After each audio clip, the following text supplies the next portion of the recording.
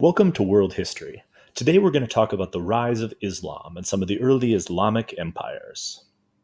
Islam is, of course, one of three Abrahamic religions descended from Judaism. And we're going to talk a little bit today about how the religion started, what some of the early Islamic kingdoms were, and then we're going to move into what some of the current practices of Islam are. So let's go explore Islam. The founder of Islam is the Prophet Muhammad, who we do not depict here because Muslims believe that depictions of the Prophet Muhammad are disrespectful. But what we do know about Muhammad is he lived in the Arabian Peninsula here. This was the world of the Middle East at the time when Muhammad was born. We see the Roman Empire and the Persian Sassanid Empire controlling large areas. Muhammad's family was in the caravan and the pilgrimage trade, which meant that they helped facilitate people to come to the city of Mecca, which is right about here on the Arabian Peninsula, in order to go to a variety of different idols and worship a variety of different polytheistic gods. Muhammad had a vision of the archangel Gabriel, who showed up to him and dictated a new revelation of a series of rules and laws that were then written down in the Muslim holy book known as the Quran. Muhammad quickly gained followers, but the leaders of the city of Mecca were fearful of these followers, that they might disrupt the caravan trade, because the city of Mecca depended on pilgrimages coming in to worship all these different gods, and Islam is, of course, a monotheistic religion, or a religion that believes in only one god. So eventually Muhammad and his followers were able to move back in and take the city of Mecca, and from there Muhammad and his Arab followers were able to conquer a massive amount of territory, mostly because the horsemen of the Arabian Peninsula were able to very quickly move through the desert and strike a variety of different cities, founding this relatively large empire.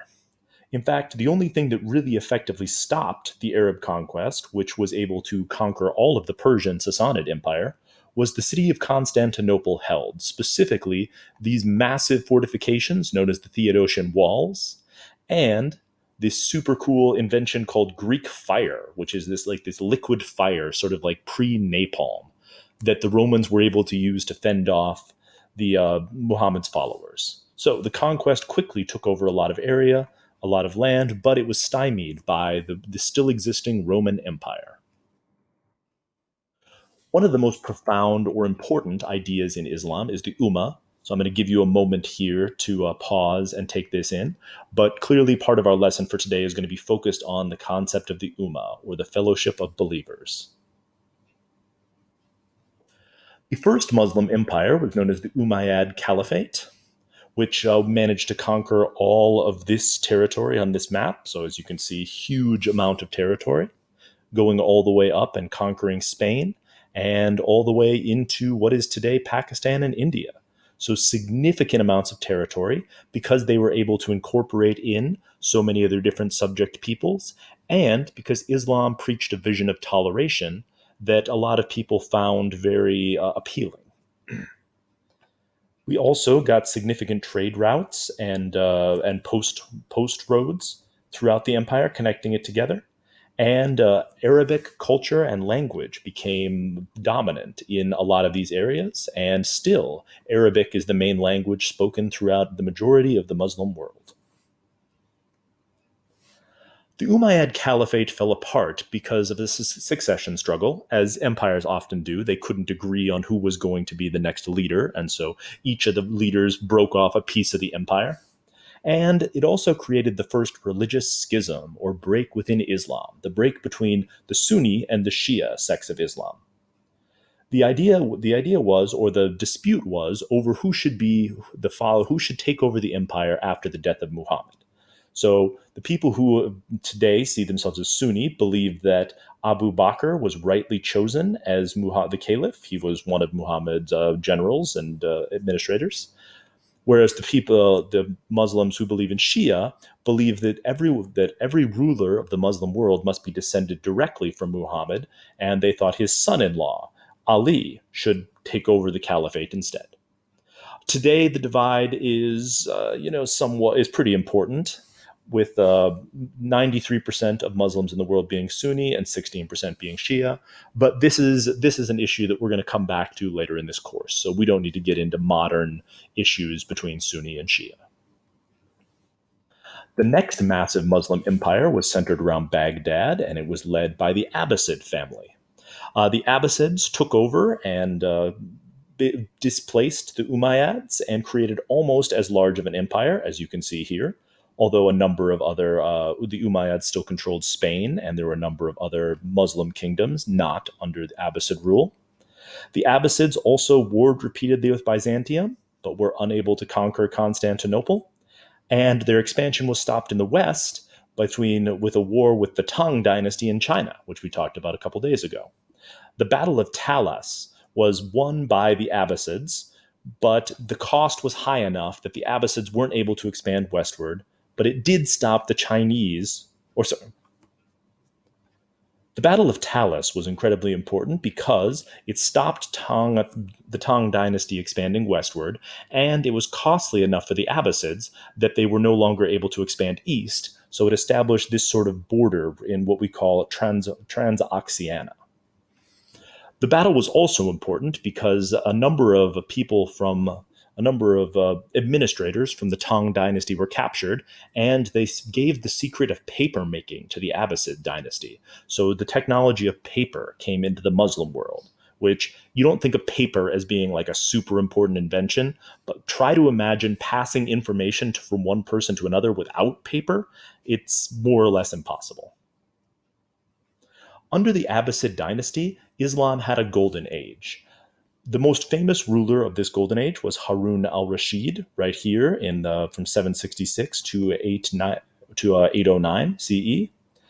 The Abbasid dynasty reached its largest extent and connected the world together because of its central position. They were able to tax a lot of the trade coming through, making them incredibly wealthy. They came up with new architectural techniques, as we can see here. And the Abbasid capital, the famous round city of Baghdad, shown pictured here, became a center of education and trade and technology and art and culture. And the Muslim world was one of the centers of civilization at this time.